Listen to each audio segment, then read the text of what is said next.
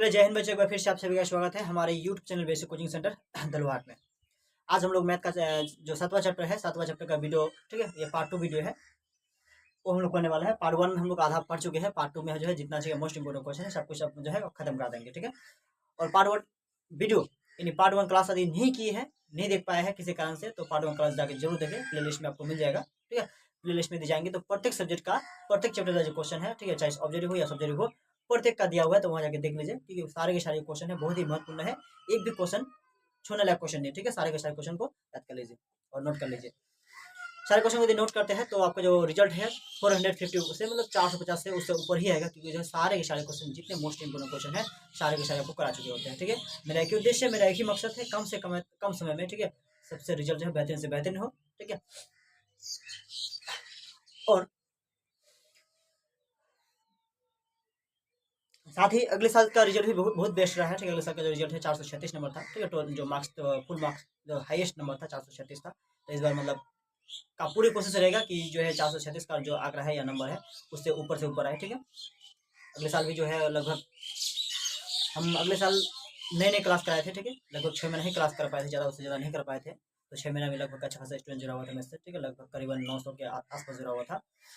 तो उनमें से जो है सबसे जो बेस्ट रिजल्ट है 436 था, ठीक है। तो इस बार का कोशिश रहेगा, इस बार तो ज़्यादा से ज़्यादा है और भी समय अभी तक जुड़ते रहेंगे। तो इस बार का कोशिश है कि मतलब रिजल्ट जो है बेहतरीन से बेहतरीन हो, 436 का आंकड़ा क्या पार करे, हो सके मतलब कोशिश रहेगा कि 460 जो है 460 का आंकड़ा क्या पार करे।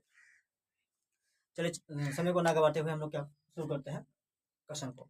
पार्ट 1 वीडियो नहीं देखिए तो कृपया करके पार्ट 1 वीडियो देख लीजिए, क्योंकि बहुत वहाँ भी जो है सारे के सारे क्या है मोस्ट इंपोर्टेंट क्वेश्चन है। और पार्ट 2 अभी हम लोग देखने वाले हैं, पार्ट 1 और पार्ट 2 में जितना क्वेश्चन आपको दे रहे हैं, इन्हीं क्वेश्चनों में से सारे के सारे क्वेश्चन पूछे जाएंगे, एक भी क्वेश्चन इससे बाहर नहीं आएंगे, ठीक है। इन्हीं से मतलब सारे के सारे क्वेश्चन है इन्हीं में से आपको पूछे जाएंगे, ये 100% गारंटी है, ठीक है। इससे एक भी क्वेश्चन आपको बाहर नहीं पूछे जाएंगे। तो क्वेश्चन कह रहा है उस बिंदु का निरीक्षण ज्ञात करना। कोई बिंदु है, उस बिंदु का निरीक्षण ज्ञात करना है, ठीक है। ये जो बिंदु जो है, ठीक है, कितना -17, ठीक है, और कितना 4 -3 को मिलाने वाली क्या है रेखाखंड को किस अनुपात में 2:3 के अनुपात में क्या विभाजित करता है। कहा गया कितने अनुपात के 2:3 के रूप में क्या होता है अनुपात में विभाजित करता है। मान के चलो ए बिंदु यहाँ है और बी बिंदु यहाँ है, ठीक है। इस बिंदु को मान के चलो ए बिंदु जो कितना है -1 कितना है 7 है, और बी जो बिंदु कितना 4 कितना -3 है। मान चलो क्या बिंदु बी है और कितना बिंदु ए है। इस बिंदु को मिलाने वाले रेखाखंड को जो है कितने भागों में 2:3 के अनुपात में विभाजित करता है। कितना अनुपात 2:3 के अनुपात में क्या विभाजित करता है यानी बांटता है, ठीक है। तो उस बिंदु को हमें क्या निरीक्षण ज्ञात करना है। जो बिंदु है उस बिंदु को हमें क्या करना है, एक निरीक्षण ज्ञात करना है। मान के चलो जो है यहाँ कोई बिंदु है, ठीक है, जो कितना 2:3 में बांटता है, ठीक है। सीधा मान के चलो अनुपात जो है 2 में बांटता है, इधर कितना में 3 में बांटता है। और इस बिंदु को हमने क्या माना, पी मान लिया है, ठीक है। इस बिंदु को क्या मान लिया, पी मान लिया है। तो देखिए माना जो है पी बिंदु एक्स वाई मान लिया है कि यहाँ जो मेरा कोई बिंदु निकलेगा, ठीक है। यहाँ जो बिंदु निकलेगा क्या निकला एक्स के और क्या वाई के मतलब को निकलेगा एक्स में मान लिया है। और पहले जो बिंदु है इसको ये मान लिया, दूसरा बिंदु को बी मान लिया। अनुपात जो हम लोग कितना 2:3 दिया हुआ है, जो अनुपात हम लोग का 2:3 के रूप में दिया हुआ है, ठीक है। यहाँ जो हम लोग आप लोग को पता ही होगा कि जो पहला होता है, ठीक है, जो निरीक्षण होता है पहला उसको हम लोग एक्स मानते हैं और दूसरा को y1 मानते हैं। फिर दूसरा बिंदु क्या x2 और वो क्या y2। देखते हैं यहाँ x1 बराबर कितना -1 है और x2 बराबर इसको मानते हैं, तो x2 बराबर कितना 4 हो गया, y1 बराबर कितना हो गया, y1 बराबर कितना 7 हो गया और y2 बराबर कितना -3 हो गया, ठीक है। ये निकलता है। तो चलेंगे क्या करना है, विभाजन करता है, क्योंकि जो हम क्वेश्चन में पढ़े क्या पढ़े क्वेश्चन में उस बिंदु का निशान ज्ञात कीजिए जो बिंदु जो है बिंदु कितना -17 और जो 4 -3 को विभाजित करने वाले जो क्या है रेखाखंड को कितना अनुपात 2:3 में क्या होता है विभाजित करता है। तो विभाजन करने वाला सूत्र जो है जब भी मतलब क्या है तो ऑब्जेक्ट में पूछा कि विभाजन सूत्र बताए, तो विभाजन सूत्र ये है m1x2 प्लस क्या है m2x1, ठीक है, बटे m1 प्लस m2। और जो है ये x का पक्ष है, ये क्या y का पक्ष है, क्या होगा y का पक्ष में कितना होगा m1y2 प्लस m2y1 बटे में क्या m1 प्लस m2। ये विभाजन सूत्र है, सूत्र भी एग्जाम में पूछे जाएंगे ऑब्जेक्ट के रूप में। तो विभाजन सूत्र से हम लोग पता करेंगे कि किस किस अनुपात में विभाजित करता है और जो विभाजन का मतलब क्या बिंदु निकलेगा और कितना कितना निकलेगा, ठीक है। तो सिर्फ कुछ नहीं करना है, यहाँ सूत्र में सिर्फ जो है हमें मान को बैठाना है, सूत्र में सिर्फ क्या मान को बैठाना है, ठीक है। तो इसको हम लोग सोल्व करेंगे आगे। m1 देखते हैं हम लोग कितना है m1। पहला को हम लोग मानते हैं अनुपात होता है, पहला जो अनुपात के रूप में होता है, अनुपात के रूप में से जो पहला अनुपात है उसको m1 मानते हैं और दूसरा अनुपात को मानते हैं m2 मानते हैं। m1 कितना हो गया 2 हो गया, ठीक है। M1 की जगह कितना 2 हो गया, और M2 यानी x2 कितना हो गया 4 हो गया, ठीक है। प्लस है तो प्लस M2 कितना हो गया, M2 कितना हो गया, दूसरा पद को मानते हैं M2 कितना 3 हो गया, ठीक है। और x1 कितना हो गया -1। सिर्फ मान को सही से बढ़ाना है, M1 प्लस M2 यानी दोनों पद 2 प्लस कितना हो गया 3, x का पक्ष बढ़ा दिया, y का पक्ष M1 यानी 2, ठीक है। y2 कितना मेरा होगा, y2 देखो यहाँ -3 हो गया, प्लस M2 y1, ठीक है। M2 y1 M2 देखेंगे, M2 कितना होता है हम लोग का, M2 कितना 3 है, ठीक है। y1 कितना 7 है, बटे कितना हो गया M1 प्लस M2 यानी 2 प्लस 3 हो गया। आगे क्या करना है, 4 दूनी कितना हो गया 8 हो गया, plus into plus minus into plus क्या माइनस हो जाएगा, तो 3 कितना हो गया 3 हो गया, बटे 3 2 कितना हो गया 5 हो गया, ठीक है। कुमा 3 दूनी कितना 6 हो गया, प्लस माइनस -6 और प्लस 7 कितना हो गया 21 हो गया, ठीक है। बटे कितना हो गया 5 हो गया। अब इधर करेंगे तो 8 में से 3 जाने पर कितना हो गया 5 बचेगा, 5 बटे कितना हो गया 5 बचेगा, और 21 में से 6 जाने पर 15 बचेगा, 15 बटे कितना हो गया 5 हो गया। इसको हम लोग काटेंगे, 5 के 5 दिया 15, तो अनुपात हम लोग निकला क्या निकलेगा, एक अनुपात क्या निकलेगा, जो बिंदु निकला 1 3 में निकला, ठीक है। यानी x जो निकला 1 निकला, और जो y निकला कितना निकला 3 निकला, ये जो निशान हो गया इसकी जगह कितना है 1 निकला है, और जो y था y की जगह कितना 3 निकला है, क्या हो गया ये आंसर हो गया, ठीक है। चलिए आगे बढ़ते हैं, तो एक बार स्क्रीनशॉट कर लीजिए या फिर उतार लीजिए, उसके बाद हम लोग आगे चलते हैं अगले क्वेश्चन में।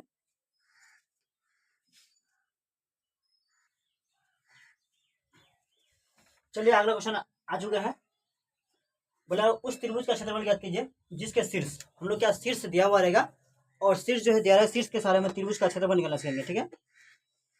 जो त्रिभुज है उसका क्षेत्रफल निकालना सीखेंगे, लेकिन हमें कोई ना कोई शीर्ष दिया रहेगा, ये मतलब जो है ये जो है मैथ है, मतलब एग्जाम में पूछे जाएंगे ही जाएंगे, ठीक है, गारंटी है पूछे जाएंगे ही जाएंगे।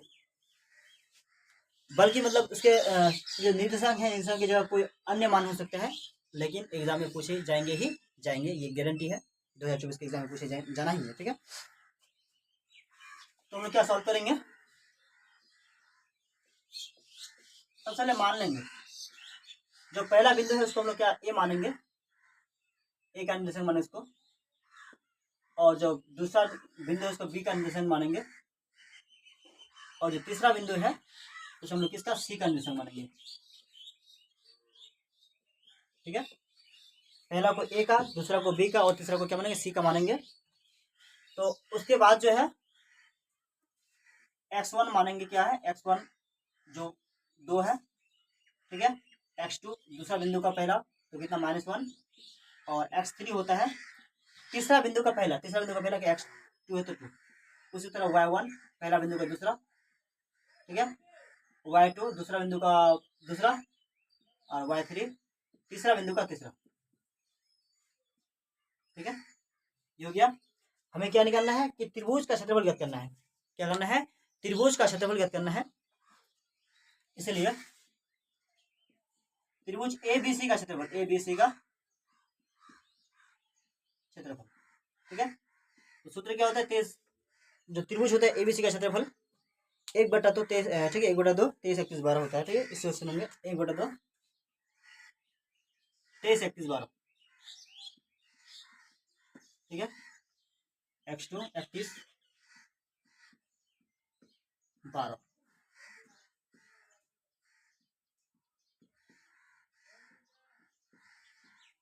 ठीक है। क्या 23 31 12, 1/2 23 31 12 सूत्र याद रखना है कि त्रिभुज का क्या क्षेत्रफल होता है। 23 क्या मानेंगे x1 x2 x3, और 23 क्या, ठीक है, y2 y3, 31 यानी y3 y1, और 12 यानी y1 y2, ठीक है। इस तरह से सूत्र क्या रखना है, याद रखना है। एग्जाम में पूछे भी जाएंगे ऑब्जेक्टिव में कि त्रिभुज, ठीक है, एबीसी का क्षेत्रफल क्या होता है, त्रिभुज का क्षेत्रफल क्या होता है, तो निर्देशांक की मदद से पूछे त्रिभुज का क्षेत्रफल क्या होता है, तो क्या होता है 1/2 लिखेंगे, और 23 31 12 लिखेंगे, 23 31 12 यानी सूत्र लिखेंगे, ठीक है। इसके रूप में यदि हो तो क्या होगा वो त्रिभुज का क्षेत्रफल होगा, अन्यथा क्या होगा त्रिभुज का क्षेत्रफल नहीं होगा, ठीक है। तो सिर्फ हमें क्या करना है, अभी मान को मतलब सही से बैठाना है, यदि मान को सही से बैठा के गुना भाग कर लिए तो आंसर जो है सही से आना ही है, और आएगा ही आएगा, ठीक है। तो मान को सही से बैठाना सीखें, 1/2 x1 देखो कितना 2 है तो 2, ठीक है। y2 y1 y2 कितना 0 है, y1 कितना है y2 y3 sorry y2 y3 कितना है -4, माइनस इंटू माइनस प्लस 4, ठीक है। प्लस x2 कितना -1, तो यहाँ एक बार दिखा देते -1, और क्या हो गया इधर हो गया y3 y1 कितना -4, और y1 कितना हो गया 3। अगला स्टेप हो गया x3 का मान 2 हो गया, y1 कितना 3 हो गया, y2 0 हो गया। ठीक है, 1/2 2, 4 में से और 0 जोड़ेंगे कितना हो 4 होगा, गुना के रूप में हो जाएगा। प्लस इंटू माइनस क्या होगा -1 इंटू माइनस, और माइनस प्लस का चिन्ह होता है, माइनस और माइनस होता है प्लस, चिन्ह होता है माइनस का ही। 4 3 कितना होगा -7, प्लस 2 इंटू कितना होगा 3 होगा। ठीक है, अगला स्टेप में 1/2 4 दूनी 8, माइनस इंटू माइनस प्लस, 7 के 7 3 दूनी 6 जोड़ेंगे 1/2 इंटू, तो 8 7 15, 15 से कितना हो गया 21 हो गया। 2 का पारा 21 कटेगा नहीं, इसलिए क्या होगा 21/2 क्या होगा वर्ग इकाई, क्या होगा आंसर होगा। जो 21/2 है क्या होगा ये वर्ग इकाई क्या होगा आंसर होगा, वर्ग इकाई क्या हो गया ये आंसर हो गया। इस तरह से कोई भी त्रिभुज का क्षेत्रफल बिंदु मतलब क्या निर्देशांक यदि अलग अलग रहे तो कोई भी त्रिभुज का क्षेत्रफल निकाल सकते हैं, आराम से निकाल सकते हैं। ठीक है, 1/2 तो हम लोग देखते हैं। तो एक बार क्या कीजिए नोट डाउन कर लीजिए, या तो फिर स्क्रीनशॉट कर लीजिए, बाद में भी उतार सकते हैं। ठीक है, कि माँ बाप की नियत पर कभी शक मत करना मेरे दोस्त। ठीक है, वो अपनी नींद में भी अपने बच्चों के लिए क्या देते हैं, इसलिए कड़े से कहने मेहनत करें, हार्ड वर्क करें। ठीक है, और रिजल्ट जो है बेहतर से बेहतर लाने की कोशिश करें, और अपने जो है उज्जवल भविष्य की क्या ऐसा जो है मतलब निर्देशांक आपका जो है निर्देशांक जो है चेंज कर सकता है, बट इस तरह से क्या मतलब निर्देशांक बदल के क्या मान ज्ञात करने देगा। ठीक है, या तो फिर यही देगा या फिर मतलब निर्देशांक जो है उसको बदल के भी दे सकता है। तो अच्छी तरह समझ लीजिए, और 2-3 बार से ज़्यादा मतलब इसको रिवाइज कर लीजिए, ताकि जो है माइंड में सेट हो जाए और गलती होने का चांसेस ना हो। ठीक है, और कम से कम समय में आपका लिख के जो है मैथ बन के क्या रेडी हो जाए। ठीक है, तो बताइए कि पहला को एक्स मान, ठीक है, पहला बिंदु का हम लोग जो है निर्देशांक जो है, पहला बिंदु को पहला क्या एक्स का निर्देशांक, दूसरा को बी का निर्देशांक, और तीसरा को सी का निर्देशांक। पहला को x1, दूसरा को x2, तीसरा को x2, x1 कितना माने पहला बिंदु का पहला, x2 दूसरा बिंदु का पहला, x3 थर्ड बिंदु का पहला, y1 इतना, y2 एक, और y3 कितना हो गया 3 हो गया। ठीक है, क्या करना है हमें निर्देशांक ज्ञात करना है, बट इसमें ध्यान दीजिएगा जो कहा गया है क्या संरेखी हो। ठीक है, क्या हो ऑप्शन जो क्वेश्चन में का संरेखी बोला है, संरेखी का मतलब ये होता है कि ये तीनों बिंदु है एक ही लाइन पे है, तीनों बिंदु क्या है एक ही लाइन पे है। तो तीनों बिंदु एक ही लाइन पे हो, एक ही सीधी में हो, तो क्या त्रिभुज का क्षेत्रफल बन सकता है, क्षेत्रफल क्या बनेगा कभी, तो क्षेत्रफल कभी नहीं बनेगा, क्षेत्रफल क्या हो जाएगा इसका 0 हो जाएगा। क्या हो जाएगा क्षेत्रफल क्या हो जाएगा 0 हो जाएगा, इसलिए हम क्या करेंगे बराबर क्या लिखेंगे 0 लिखेंगे। ठीक है, तो 1/2 x1 7 y2 y, ठीक है, y3 कितना हो गया ये हो गया x2 5 y3 ये y1 कितना हो गया माइनस, और माइनस के प्लस हो जाएगा, x3 कितना होगा 3 y1 -2, और y2 कितना है -2 बराबर 0। 1/2 7 गुना 1 करेंगे 7 होगा, 7 गुना k करेंगे कितना होगा 7 k। ठीक है, प्लस 5 गुना k करेंगे कितना 5 k, प्लस कितना होगा 5 दूनी कितना होगा 10 होगा। ऐसा इसलिए किए क्योंकि जो है k और 2 आपस में कभी जुड़ने वाला है नहीं और आपस में कभी जुड़ेगा नहीं, इसलिए हमें ऐसा गुना करना पड़ा। ठीक है, तो क्या करेंगे यहाँ गुना जोड़ने पर कितना माइनस और माइनस प्लस, माइनस का चिन्ह, तो कितना होगा -3 और 3 कितना होगा -9, ठीक है, बराबर कितना होगा 0 होगा। 1/2 ठीक है, तो 7 के से 5 के जाएगा कितना -2 के, और 10 और 7 कितना, तो देखेंगे 10 में से क्या 9 गया, 1 बचेगा, तो यहाँ का 1 यहाँ का 7 और कितना हो गया प्लस में 8 बराबर कितना हो गया 0।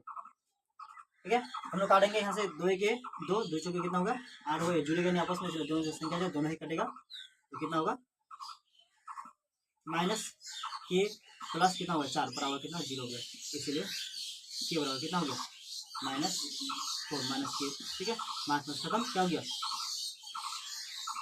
इसलिए के बराबर कितना हो गया 4 हो गया, ये क्या हो गया आंसर हो गया, के का मान कितना है 4 क्या हो गया ये आंसर होगा ठीक है, तो नोट डाउन कर लीजिए या फिर उतार लीजिए, या तो फिर स्क्रीनशॉट कर लीजिए, बाद में ही उतार सकते हैं। ठीक है, कोई भी मैथ जितने मैथ दे रहे हैं, ठीक है, उस मैथ को कम से कम जो है 4 से 5 बार रिवाइज जरूर करें। ठीक है, समझ में तो आएगा ही आएगा, मेरा गारंटी है कि समझ में आ जाएगा, बट उसे जो है 4 से 5 बार जब तक रिवाइज नहीं करेंगे तब तक जो है, ठीक है, माइंड में नहीं बैठेगा। और 4-5 बार रिवाइज करने का ये फायदा है, जिस समय आप बनाएंगे, अभी पहली बार भी बनाएंगे तो बनाने में 3 मिनट लगता है, 2 मिनट लगता है, उसको मतलब 3 से 4 बार रिवाइज करने के बाद फिर से बनाएंगे तो 2 मिनट भी नहीं लगेगा, 1 मिनट से कुछ सेकंड लगेगा। ठीक है, 2 मिनट से भी कम लगेगा, यानी 1 मिनट कुछ सेकंड ही लगेगा, इतने में क्या करें, समाप्त कर देंगे।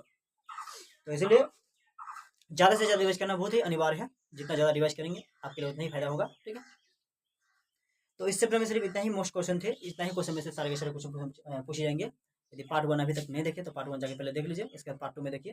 ठीक है, पार्ट 1 का और पार्ट 2 का, ठीक है, 7 चैप्टर में से जितना क्वेश्चन दिया है इन्हीं क्वेश्चन से ही मतलब सारे के सारे क्वेश्चन पूछे जाएंगे, इससे क्वेश्चन जो बाहर एक भी पूछे नहीं जाएंगे। तो ऑब्जेक्टिव क्वेश्चन अभी हमने कराया है, ऑब्जेक्टिव क्वेश्चन कुछ दिन के बाद शुरू होगा मैथ का। ठीक है, मैथ को छोड़ के बाद सभी सब्जेक्ट का ऑब्जेक्टिव शुरू हो चुका है, मैथ का तो कुछ दिन के बाद शुरू होगा। ठीक है, तो इस चैप्टर में से इतना ही, फिर हम लोग मिलेंगे अगले चैप्टर में अगले सब्जेक्ट के साथ।